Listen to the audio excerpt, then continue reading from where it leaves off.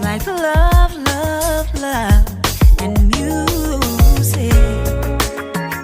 La la la, love, love, love, love, love, and music. Love, love. Hello, everyone. Thank you for tuning in. I am Jay Lee. This is Jay Lee's Corner. This is my review for Love and Hip Hop Season 5 Reunion Part 2. Ignore the stuff in the back. Shopping box is still sitting there. Yeah, the stuff on this wall, so it's new. But I didn't feel like moving it because I have to, figure out where to put it. If you have not done so already, please take a moment to subscribe to my channel and become a whole Jaybird. Okay, hello to all my Jaybirds. It looks like my mouth is off when I'm recording this. So I'm hoping when it plays back it isn't. But if it is, just ignore it. Just listen to me. Just listen. Anyway, this reunion to me, was not needed. I mean, it was needed, but it was so much stuff. I was like, oh, are we still going through this? Oh, are they still talking? Like, some people just don't need to come back next season. Speaking of Akbar and his bitches, we see him, his bitches and Teairra. I'm like, what? Teairra Marie still going through it. I'm like, why are we still discussing Akbar and his hoes? At this point in time, they don't even really matter in life. Like, it's just too much going on. We see the show comes back, and when it ended last episode, we seen someone like trying to fight. It was just Moniece trying to throw a shoe. Wasn't even that big of a deal. Mona really be cutting and pasting and cutting this whole little term paper together, trying to get an A in class.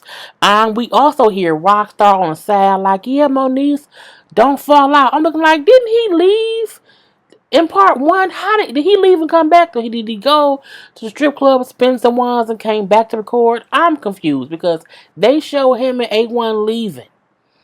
Anyway, who cares? We see from there how they're saying, did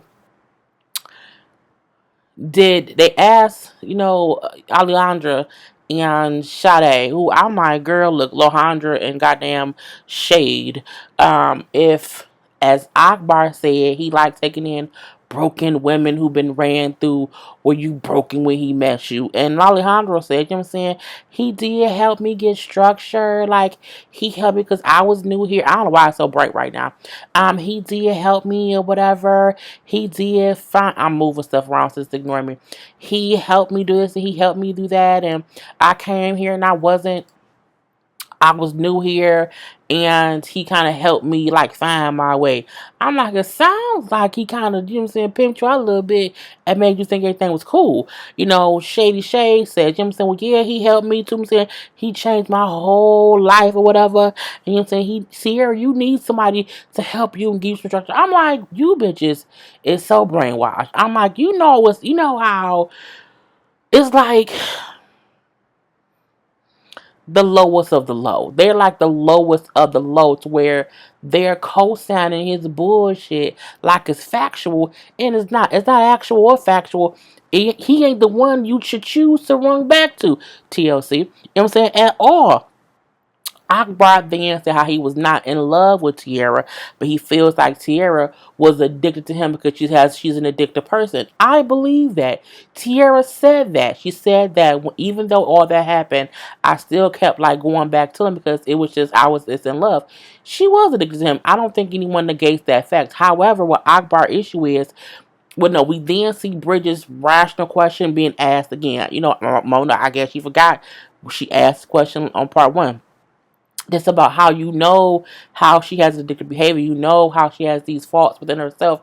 That she was fresh out of rehab. She has these things that she's dealing with.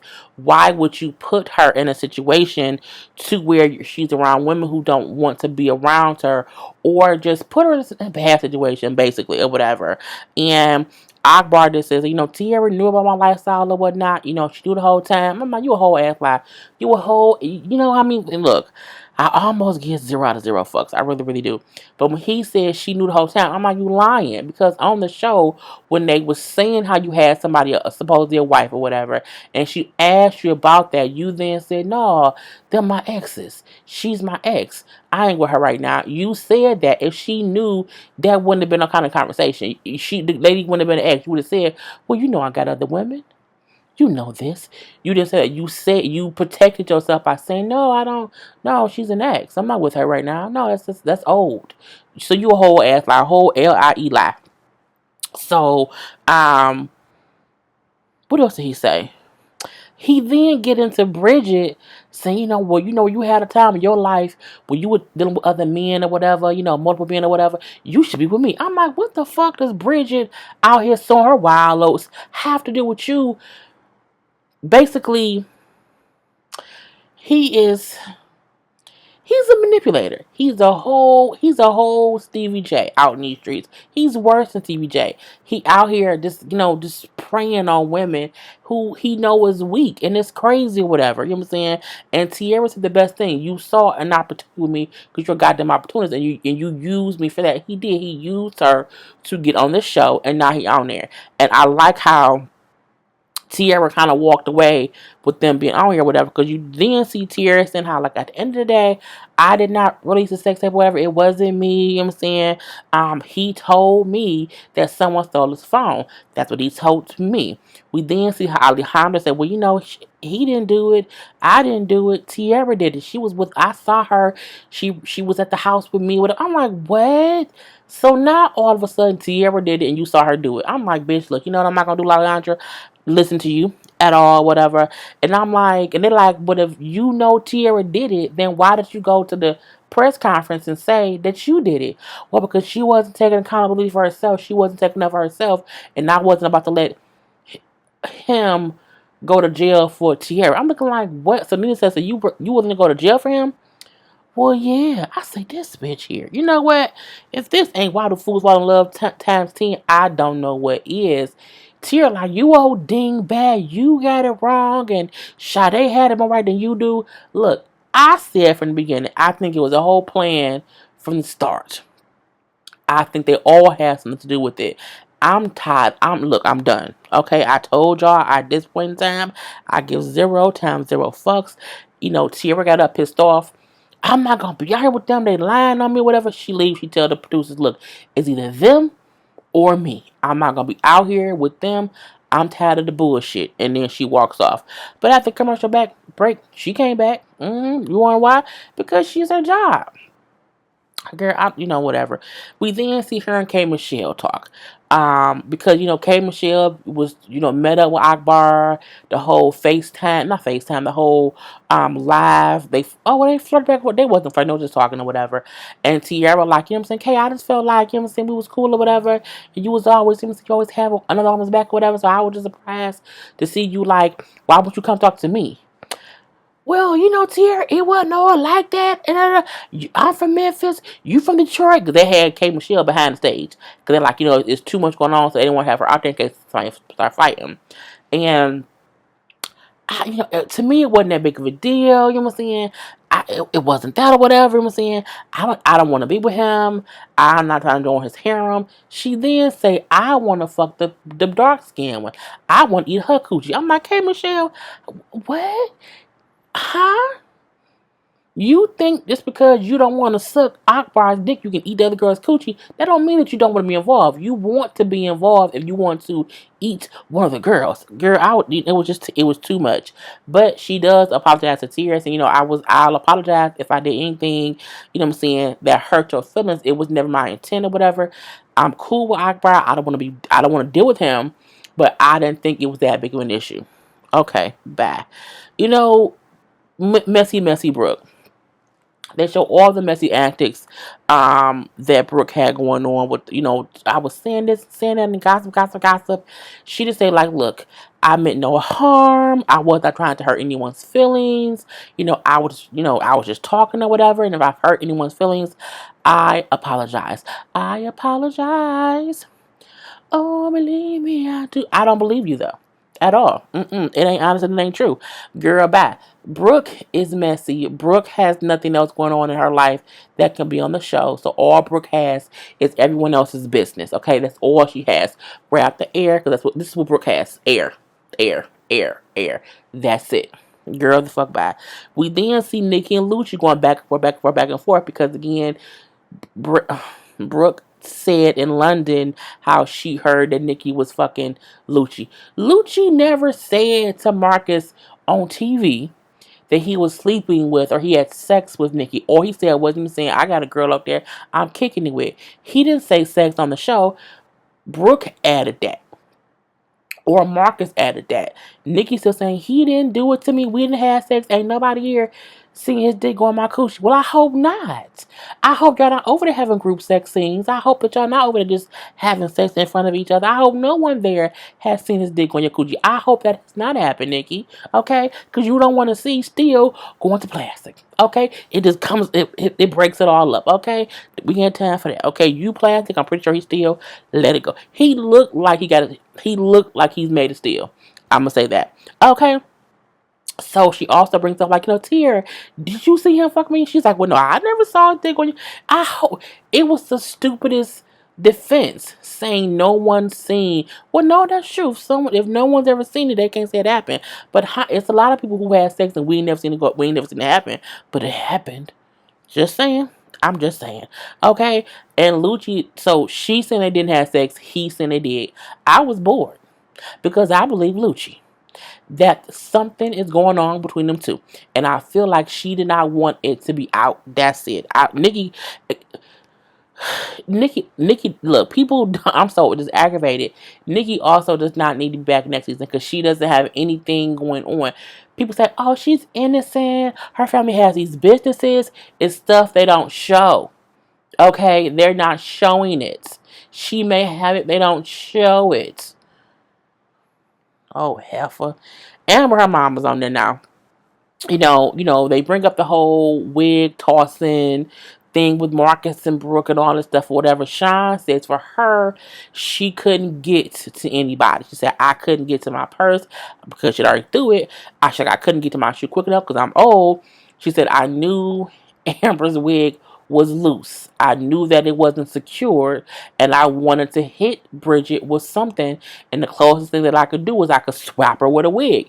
And truth be told, if you've never been sitting next to somebody with a weave or with a hair, and if they whip it and the hair hits you, it feels like something. It's not a good feeling. It's a bad thing. So I get her thing was I tried to hit her or something, and the bad thing I had was a wig.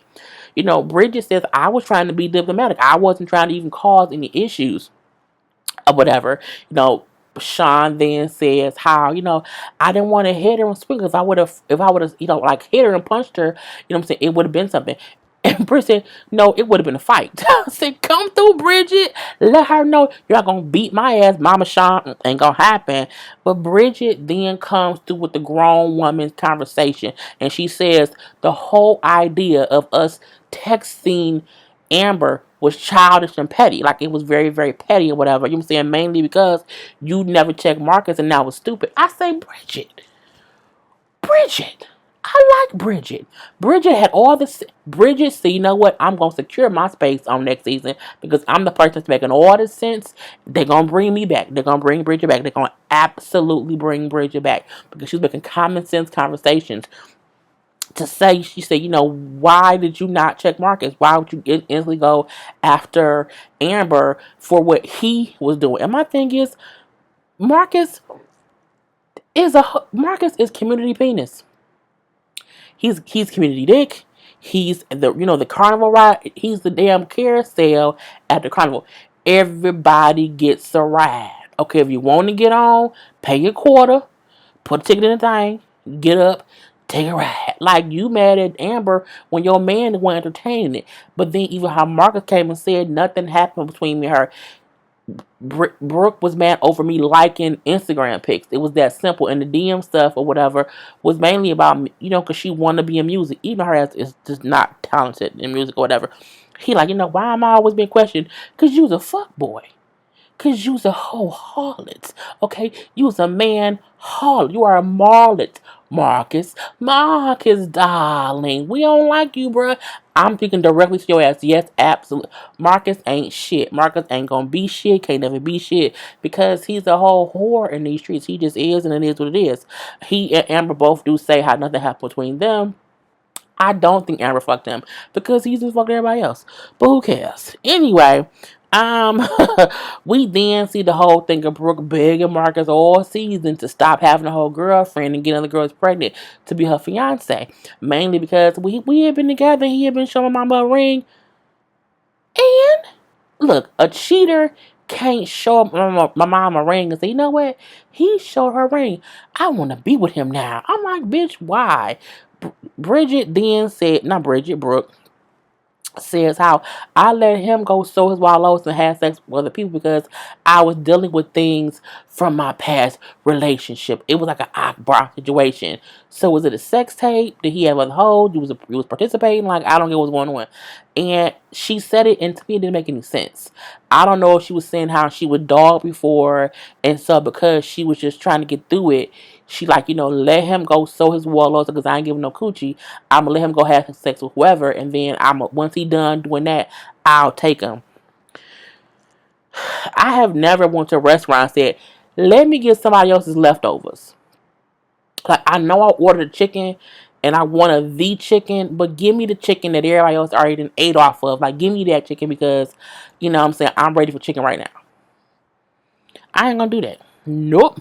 Anyway, they then bring up how Booby came around, trying to play protective. Marcus said, I don't know why he did that because for one, that's my girl or whatever. That's my lady, she my woman, so he ain't got no bearing on what I got going on. Brooke then says, I think he came back around because he has feelings for me. I don't think that's true. I think Mona said, Booby, what you doing today? Nothing. Can you throw on a little t-shirt, some sneakers and some pants and come through and act like you want to defend Brooke? Because Brooke ain't got shit else going on and we need to end the season some kind of way to give her some relevancy. So can you come like in this cause like some Marcus whatever? You and Marcus can get a little beef or whatnot. Can you do that for me real quick? Yeah, I got like 2 days. I'll be there. And that was it. That's what happened. That boy don't care because if he cared enough, he would have honestly been at the reunion. But he wasn't. Or he would have been on the season. But, look. Brooke, no one wants you but Marcus. And Marcus, no one wants you but Brooke. At the same time, Marcus also wants everybody else. So, we will just wait to see what's going to happen next season. How many more girls he done slept with. How many babies he going to have. We will just wait and see. What we won't ever probably get is a Brooke album, a Marcus album, a Marcus collab. There's nothing. Because they give nothing to the show. This drama, but nothing real. Like they got engaged, they rarely did any scenes together. How do you get engaged and all y'all scenes are apart? Moving right along, K, Michelle, and Paris. Look, I'm a big girl, and usually I try to rep for my big girls. However, Paris is a big ass lie. Okay, Paris is a big ass mistake.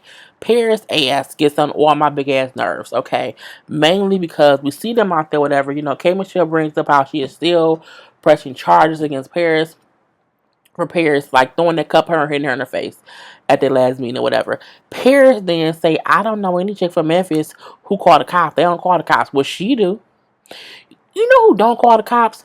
People who don't have nothing to lose. Like, my thing is, when you a full-fledged adult and you have things to lose and someone assaults you in one way or the other, you can call the police. You can.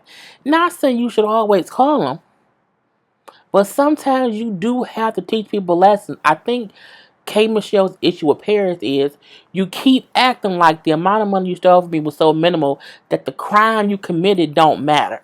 Because the amount wasn't big. They had misdemeanors and they had felonies. The amount of money that she stole was a misdemeanor. But the fact that Paris keep downplaying it. Well, it was only $50, bitch, again.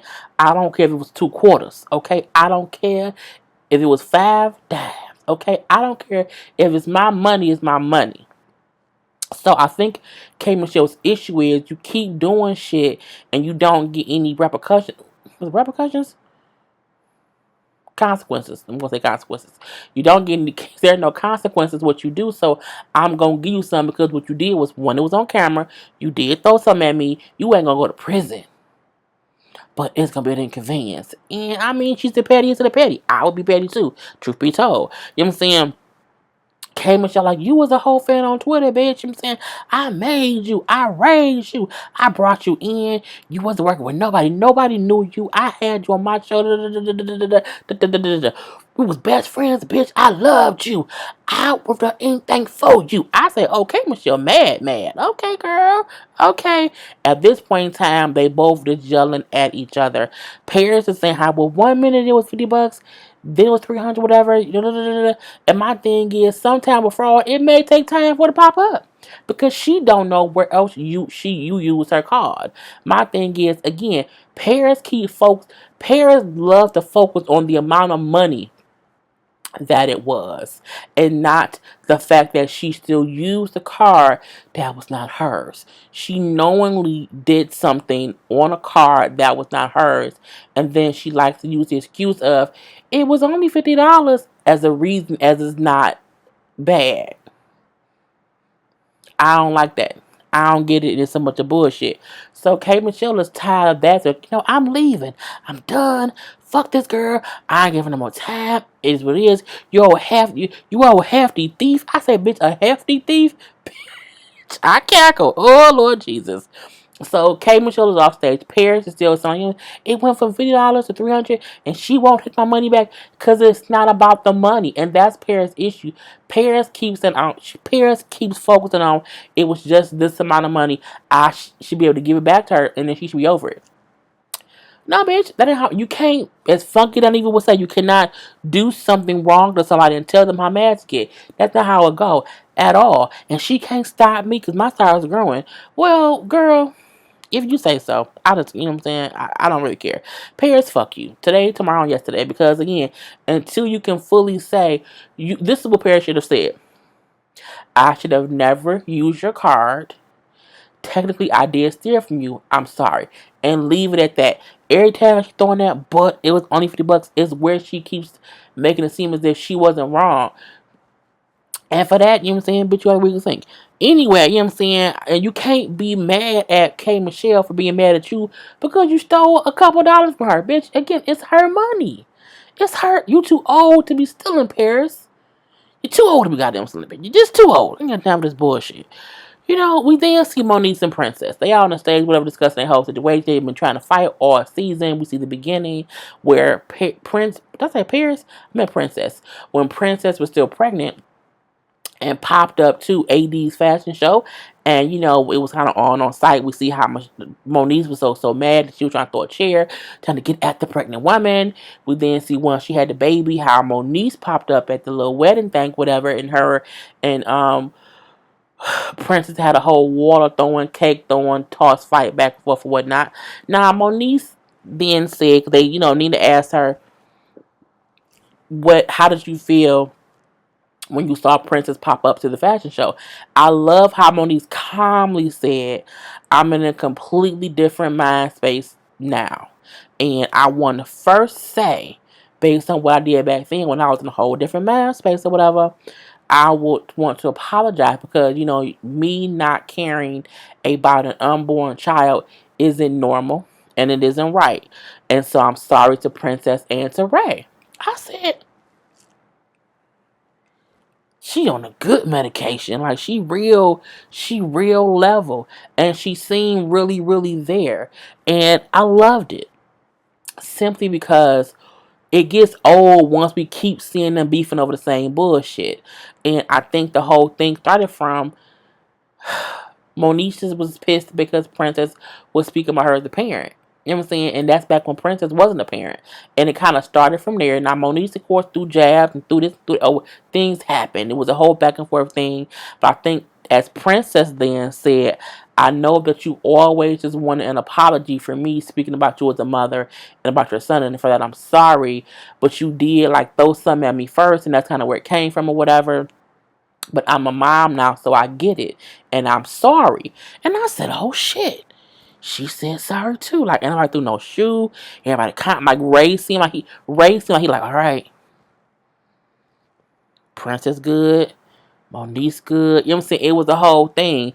Um, Moniece then not Moniece, Princess then got up and went and hugged Moniece, and it was so crazy that security tried to stop them, thinking that they was gonna like fight. But Princess got up like she got up the same way Zell got up to hug Ray and you beat Ray ass. I get how they, like, she could try to sneak her or whatever. And it's been so much animosity, so I get why they stopped it. But Princess really did. She's like, I'm not gonna fight her. Like, I'm gonna hug her. Like, they're like, no, we're gonna hug. And they hugged and they both embraced each other. Because it's one thing when someone you don't like hug you and you allow to hug, but you don't really, fuck with them or whatever.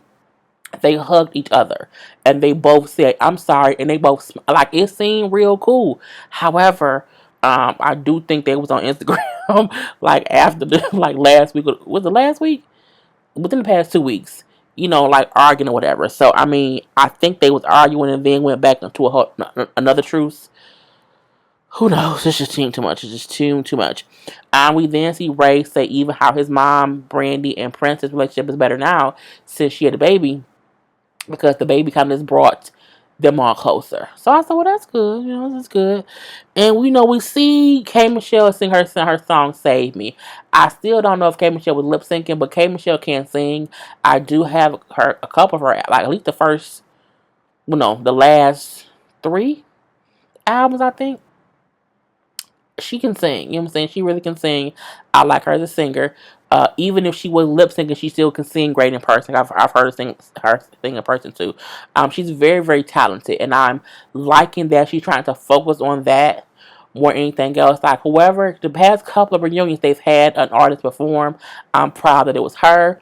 I know they had who performed last time. They had Marla Negra perform. They had Keisha Cole perform at one point. So it was great. It was good, and they kind of ended that way. I mean, nothing else really happened. So for me, I'm like, well, the reunion, it didn't even be an hour. It could have been an hour and a half. Because a lot of the bullshit was just them, like Akbar and them didn't need that much time. Like, fuck Akbar. This who don't need to come back. Akbar his hoes, not Teairra, but Akbar his hoes don't need to come back. Nikki do not need to come back.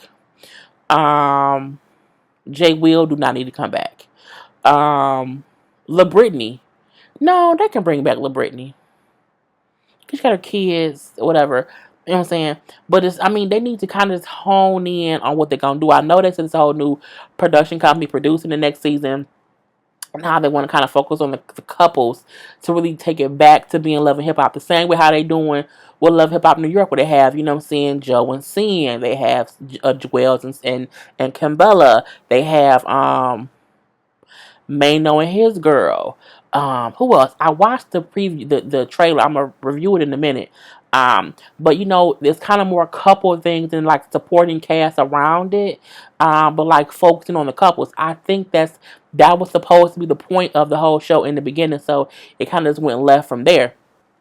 So they can keep A1 and Lyrica. They can keep Reggie and Princess. Hell, they can even keep Marcus and Brooke, as long as Marcus and Brooke show they relationship in some sort of way. Like, I don't want Marcus and Brooke being involved in everybody else's bullshit. You know what I'm saying? Like, Moniece don't need to be back because she's over it. Okay, completely over it. I feel if Safari and Bridget because Bridget had a Safari ring on, and who knows what's going on with that.